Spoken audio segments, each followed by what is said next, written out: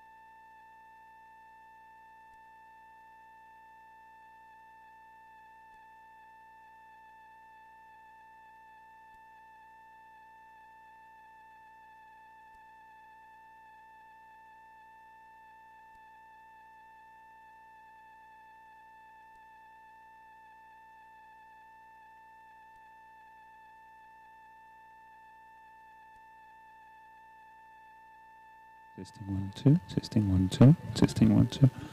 So, hello there. Welcome to Goto 10. My name is Christopher. I work in the Linköping Science Park, and I also work here at Goto 10. Many of you have seen me before. I'm an event manager here in Linköping Science Park. So today we'll talk a little bit about CES, the big fair that was a few weeks ago in Las Vegas. But as you see, we have just changed because we have an event before this one, so there is a little working around. So today we'll start at 1:15, so there's still 5 minutes to enjoy a little food and talk with each other, and we'll be back in 5 minutes. And welcome to the people in cyberspace as well, because there's a few out there. We'll be back.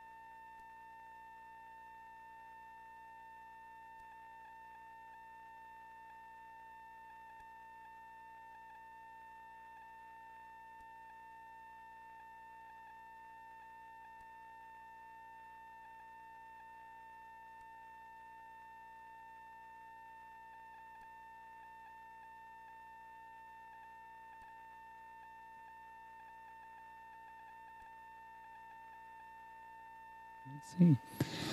So, ladies and gentlemen, it is time to begin the show.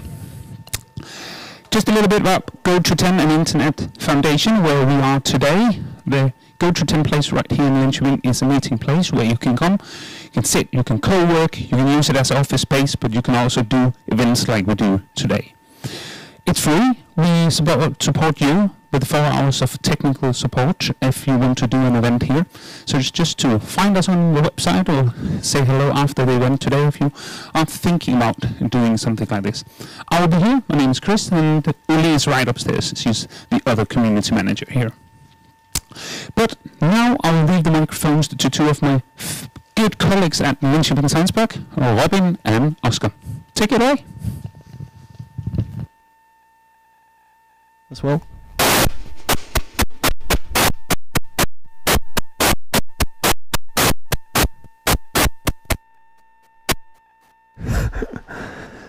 Yeah, no, okay. Great. Nice to see you. My name is Robin Ericsson, and I work at Linköping Science Park. I work mainly with Index, which is my focus area, which is a program that we do together with 5 partner corporations, Toyota Material Handling Europe, Husqvarna Group, Saab, Väderstad, and SICK IVP, who joined this year, the collaboration. And that is the context of which, or it's partly the context of which I went to CES this year, because we're part of a collaboration called IndTech, which is another collaboration with Automation Region in Västerås, and that collaboration is about scouting startups and connecting startups from the US and specifically Silicon Valley to corporations in Sweden. Yes, and I will start with just giving a little bit of the overall view and overall vibe of CES as an event, and maybe Las Vegas as a city as well, in regards to that event. Yeah. So, and CES is it was originally a consumer tech focused event, but now it's broader than that. So you can find startups with solutions towards manufacturing or wherever as well. And as you see in this picture of Vegas here, I mean, most of you have probably seen it, but one of the ideas is that you can be in 5 or 10 cities at once. So you can be in Paris and Venice and and everything in one weekend, sort of.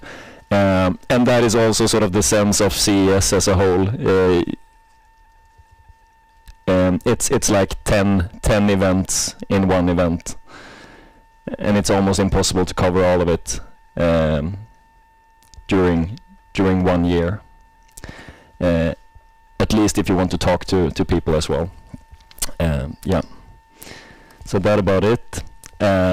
CES, it goes through one street basically called the Strip, and here this is not even the zoomed in version of all the halls that you will go through at the event, but this was just to get the full length of the event, which doesn't say much, but there are about 10 halls, and each hall is like Slush or Web Summit. There are other big startup events, and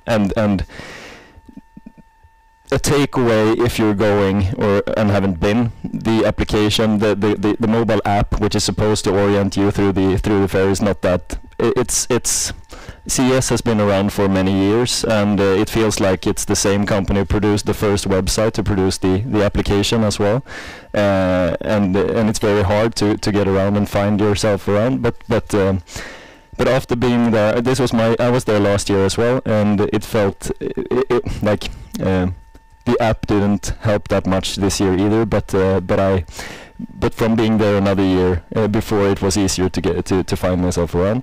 This is also one thing that makes it tricky. There are a lot of people there at the same time, and all the hallways through each different hotel location, each different venue, is full all the time, and then you're also in competition with all the casino machines and so on that you go through at the same time. Yeah, a lot of people at the same time.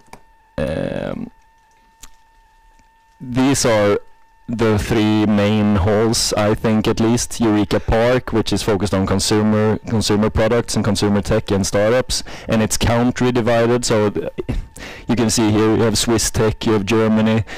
The one I should have highlighted is probably South Korea. That is like, if you find yourself into their monter, it's difficult to get out. It's huge, and they showcase a lot of consumer technologies on that area. Just some pictures to get some vibe. Here's a VLC AI subtitle company from France, and this was a gadget that I tried that is supposed to, at construction sites, you will be able to hear yourself without speaking, sort of, just vibrating a little bit, just you moving your mouth, and then you'll hear each other when someone else has this headset as well. The West Hall, very focused on health tech, LVCC, a lot of corporations, EVs, trucks, huge halls. And yeah, if you go here and if you go and visit all the halls, then you get some sort of general vibe of what is going on in the world, what will happen next this year. And then in addition to that is that there are a lot of side events. Many of them, and this gives you a specific, like, I was there to find startups, look at startups, talk to startups. I went to a few startup side events. Oscar went to some AgTech, I think, side event, or yeah. But it's very important to plan, and you have to sort of know people to get into those. And get a ticket. Sometimes you don't need it. We had some event that we were able to get in through without a ticket, but yeah. These were the side events that I visited. Covesa, which is a similar project like Index, but bigger, I would say, with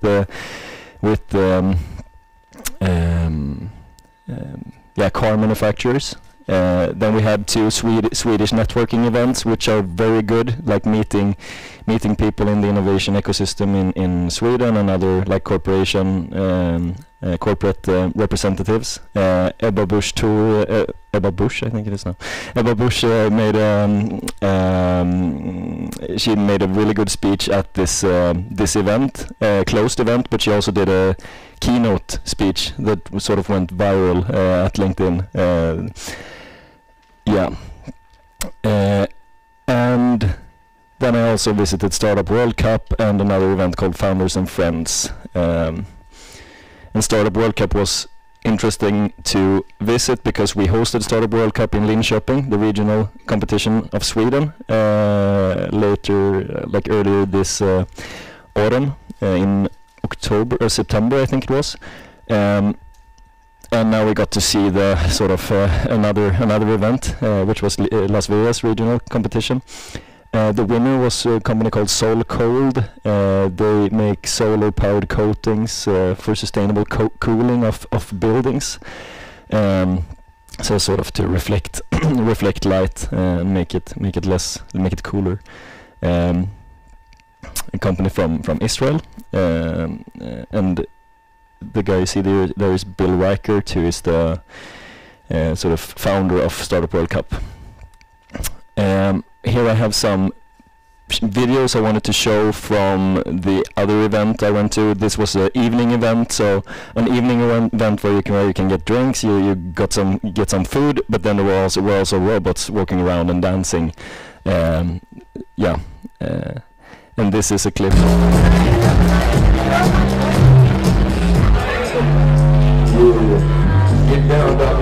So it's just the robots, only the robots were dancing, as you see in this picture. And then there was a human jukebox there as well. He brands himself as a human jukebox. Yeah. Very focused on the robots. And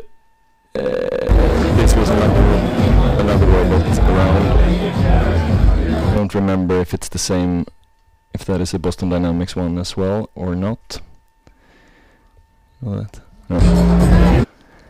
But in general, a lot of the general sense in like robots, I mean, as you would guess, robots and AI were very central focused from all companies there, I would say. And here you can see how it is sort of used as, this was just a little robot dog that was on a table. These are two two versions of a social robot that companies is developing right now, so that you can have it as a friend or someone to talk to, and so on. But the robots were also used sort of for marketing, for just drawing people's attention to their booths. And this is another version. This was actually a person imitating a robot at the booth. So yeah, a lot of different ways to try to get people's attention. This was something else that I noticed that I could see on many places. Exoskeletons, which is a way to sort of bridge between human and robots, and it aligns a little bit with the idea of probably like Industry 5.0, where the human is in center of the manufacturing process. And I could see that as a trend. A lot of new companies with solutions, exoskeleton solutions, as well as robotic solutions. Yeah.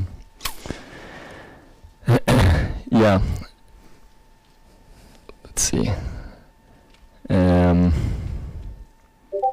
Yeah, but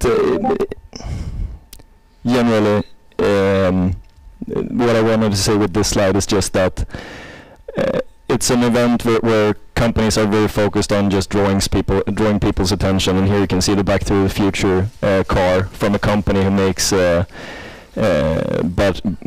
low voltage batteries that bridge high voltage batteries, so that they can work together with their software in EVs and hybrids. Yeah. And this was something I thought was interesting. I saw two types of new marketing software solutions that I wanted to highlight. One of them is, instead of, I mean, in Las Vegas there are a lot of billboards, and this was a Las Vegas startup. But instead of doing billboards, their idea is to have the billboards in the cars, and then they had on the sort of on the what is called back, the screen towards the back, no, the window, the window, and then pay cab drivers. With their business model was basically so that the cab driver gets money back from the revenue that's made on marketing from this company called Bumper. And another thing I thought was interesting was also commercial screens, commercials in the screens inside cars. I saw like 2 companies who does this, and not only like, this is probably something that will be able to like grow faster with self-driving cars when that is, because then you're not. I'm not sure if they're going into regular cars as well, but an interesting development, I thought. And we'll probably have to pay to look out from the car in the future if you take a cab, Exactly. right? Either watch the commercial or you pay to see out the window. Exactly. Yeah. Yeah, this is just a feeling that I had afterwards was a little bit like there were a lot of different kind of EVs there, and this was a electric fire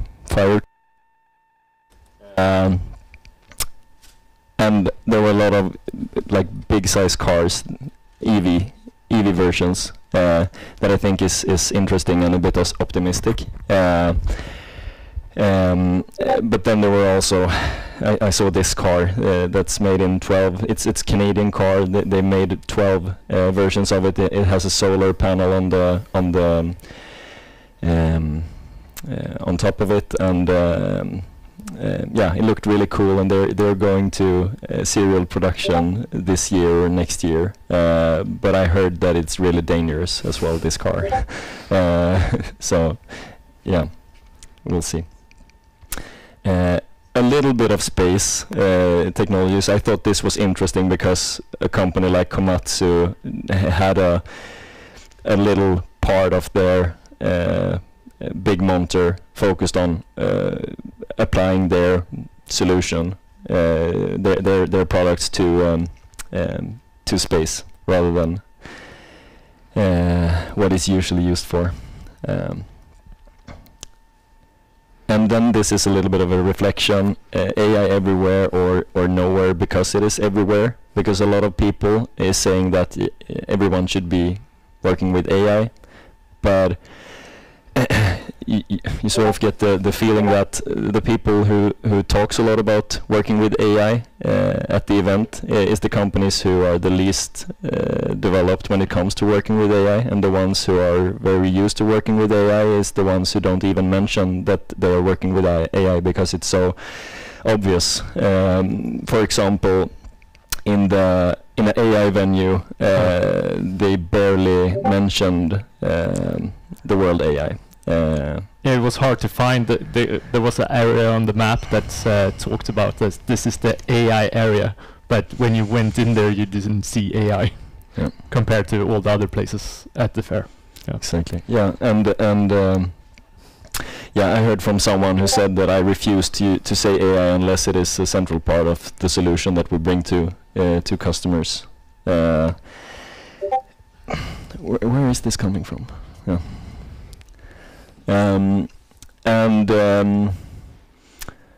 Yeah, and this was also another. This was an AI dog called Luna, and it's quite cool. It feels like it's smart in some way. You can tap it on the head and it will be happy about it, and you can whistle to it and it will come towards you. But I talked to them, and they said that their only real sort of AI, why they call it AI, is because you can speak to it and ask questions to ChatGPT, and it will respond.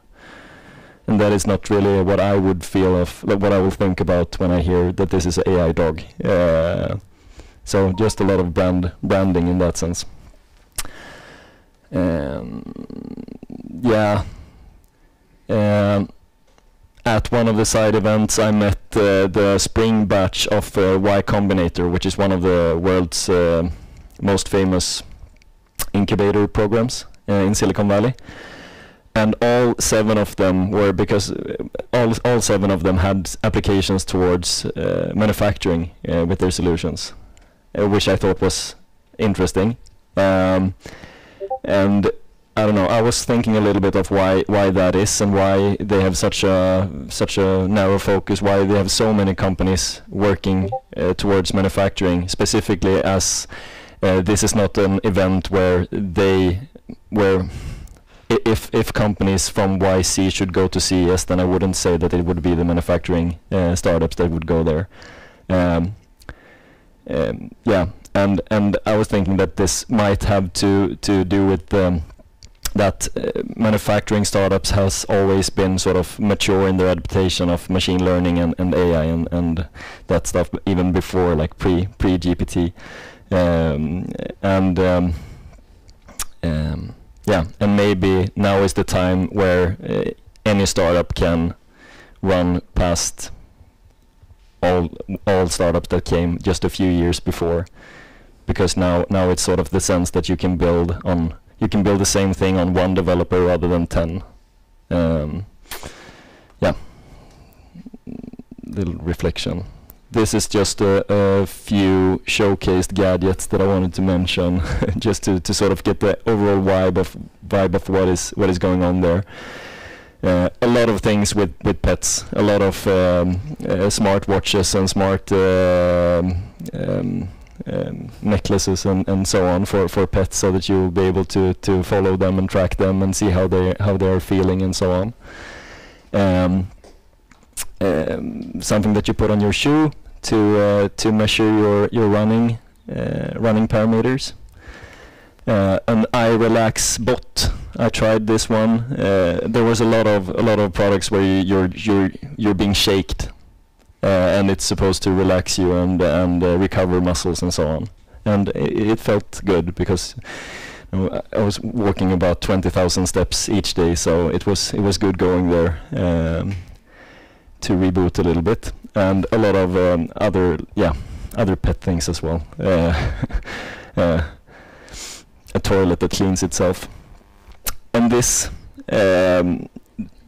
was, I thought this was interesting because it was so expensive and it did apparently so little to me, or like it has such a, I don't know, it's just a cube highlighting the stock market and how it goes. And it was about, I hope they said $1.6 thousand, but I'm worried that they said $6,000 for it, and I think they did.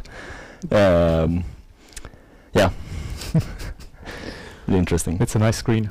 Yeah, and this is something outside of the event, but this is a thing called the Sphere, which is a giant. It's bigger than the globe in Stockholm, but it has a screen on it, and they highlight things there all the time. It's the biggest billboard in Las Vegas as well, because they use it as a billboard. So sometimes it's fun stuff, but sometimes you just get a commercial like buy the latest processor. Yeah, exactly. And we went there and watched. I thought I could just show this. We watched a movie called Postcards from Earth, and it was, I don't know if you get the hang of it, but a screen that goes sort of around you. And it was quite cool. It looks quite real, even this movie, I think. Yeah. And it was a little bit scary when it went down in a slope just suddenly in the mountains. Yeah, I think that's the... Yeah, this is the... This is another thing that is quite cool. The loop, I think, where Tesla cars goes in a tunnel and drive people around a tunnel made from the Boring Company. So it's Elon Musk branded everything.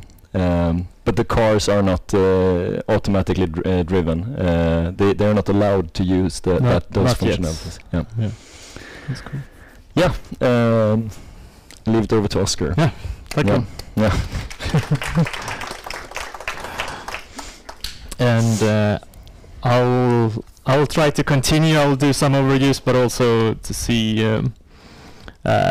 if we can maybe go a little bit deeper on AI as well. I'm Oskar Spaak. I work at Linköping Science Park, mainly with AI questions. So I run the AI Öst network, and I also run a program called AI Boost that educates small and medium-sized companies to adopt to AI. But I've been working 15 years with innovation and change management, and I love to talk about new tech.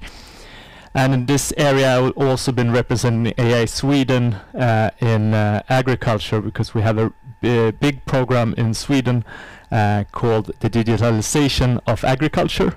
So we try to help the agriculture business to adopt digital solutions even further. So I looked into the future in 2024 and to see what is relevant in 2025, and I saw in the future that we will be able to create programs immediately in the computer, not just picture like we can do today or a text, but actual programs or software. I see that we will be having more integration in our day-to-day usage with tools, and more of our providers will deliver further solutions in this, and multimodal will be something that will come in 2025. So this was a little bit what I was scouting and checking as well at the CES to see if this was true. My first experience was the keynote with Jensen Huang in NVIDIA. And this is the arena, 40,000 people that watched the keynote live. And he's a bit of a rock star in the industry. And he bought a new jacket, if everyone knows him. He got a new jacket this year that was Las Vegas inspired with jewels, or it was a lot of glitter. But what he told us was that he saw that, okay, we have this generative AI, we have the agentic AI, and he talked a lot about physical AI, that we will have the self-driving cars, we will have autonomous bots in our factories, but also maybe in our homes. And he says that, of course, his hardware will support this in the future. What he emphasizes further was that we have nowadays we have the pre-training scaling, that we have trained AI models. We scale the computers to train the models before we release them or training them, and then we have some reinforced training that we can scale the performance of the models. And now we talk about test time scaling, the reasoning, that we use it in inference, that when we actually write the question, we give the LLM or the AI bot time to think about the answer, and that they talked about a lot to see that, okay, this is what's coming. And the last week we have gotten more proof of that, okay, this is the shit, if you've seen what DeepSeek delivered last week. So we see that this scaling that we will do maybe on-site on our computers will be more relevant.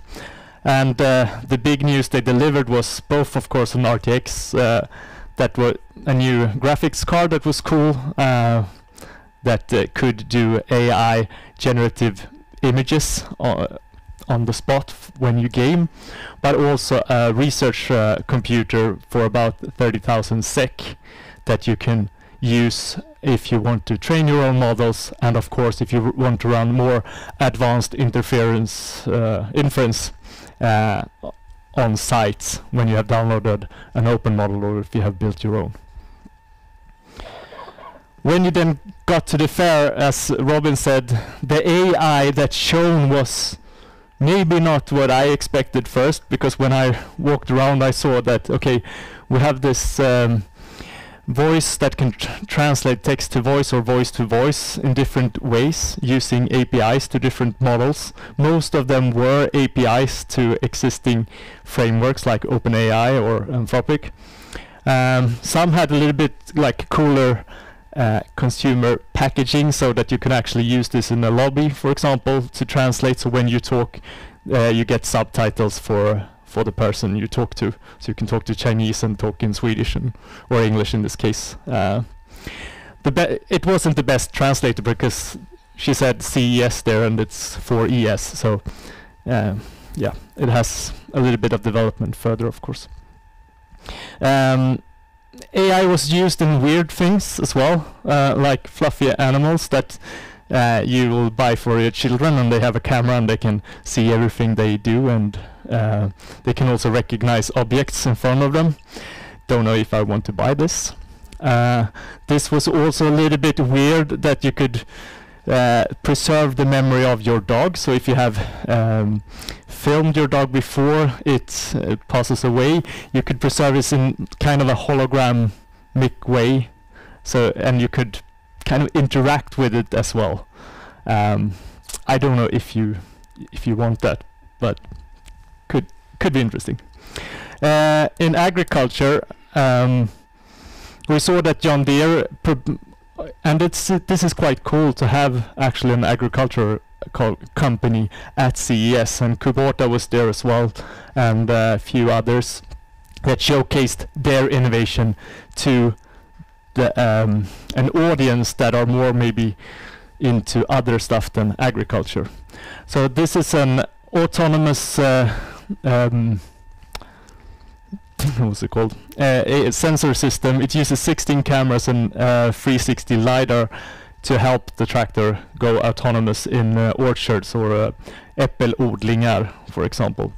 And then it can also help with other tools that the tractor has, for example a sprayer to identify different diseases on leaves, and then use minimal amount of detergents or pesticides to clean or to help that. But otherwise it looks like an ordinary tractor. So the good stuff that are implemented you don't really see, they just work. And that's a big difference between how you usually promote against companies in the world, or business to consumer, or if you do business to agriculture or lantbrukare, because they want it just to work. They don't care about if it's AI or not. There were some companies that did hardware and hardware acceleration for AI. A few of them did AI edge hardware. What stuck out for me, or was like more unique, was this Blue Mind, who did analog AI hardware that you could actually run all the time, either image recognition or voice recognition, so you could use it for alarm services, or identify different parts and then activate the neural network that you want to use further on. So for example, if you want to use Hey Siri and don't always want to listen, you can have this and make it activate a smaller network. Other technology that uses AI was this machine who supercharged your nail game. So if you have seen this really nice nail, it took 2 minutes to paint. And the AI part in this was that they actually transformed the image that you choose to fit the nail in a perfect way. So it did some parts of AI, but in a very different area than what you might see. What stuck out more on, especially in Eureka Park around the startups, is technology that can help humans communicate better or to see the world. So it was I think it was 3 companies at least who did different canes for blind people, and a lot of translation services, but also audio support and visual support. This one stuck out because this one used both used a camera to capture the world and to build a 3D model for the blind person to hear using 3D spatial audio. So you could walk around with this, and it could help you a little bit like a sonar for like bats uses. So you can be Batman if you're, or I don't know what the other guy is called, who is the lawyer who is blind superhero. No one knows your comics? Okay, that guy at least. He's a little bit more offensive than others.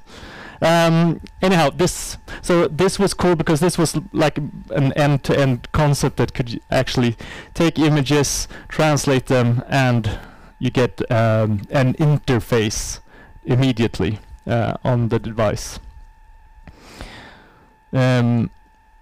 Further, we had a company that did a new barcode, but with acoustics, which was a little bit cool.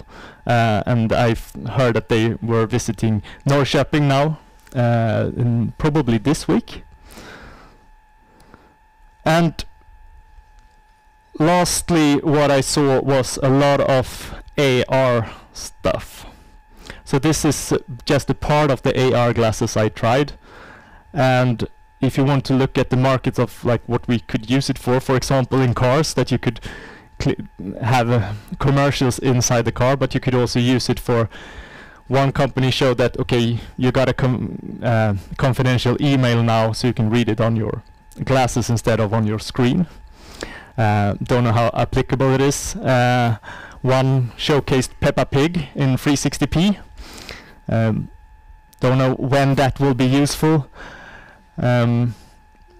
What was mainly the use case here was translation again, that you could get subtitles when someone speaks.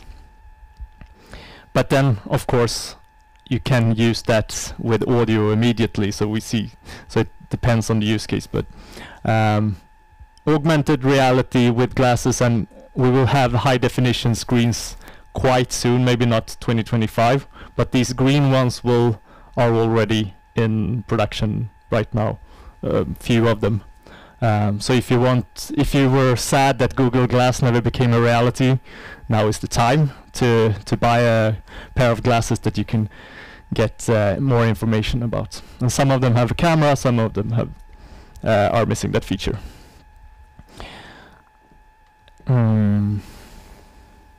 Yeah, I think I'll stop there. Thank you, and we take questions instead. Thank you.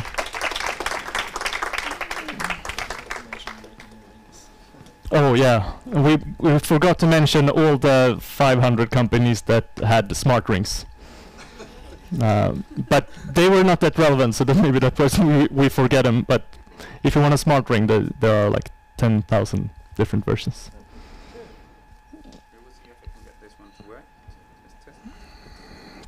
Anyone has a question or want?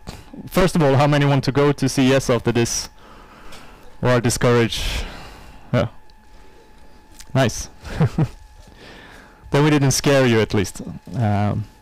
We can add that I talked to some startups and some other people that been there for the company-wise, and if you have a company and want to find customers, you usually don't go to the exhibition. You go to CES to find your new partners, and you book up meetings at the hotels.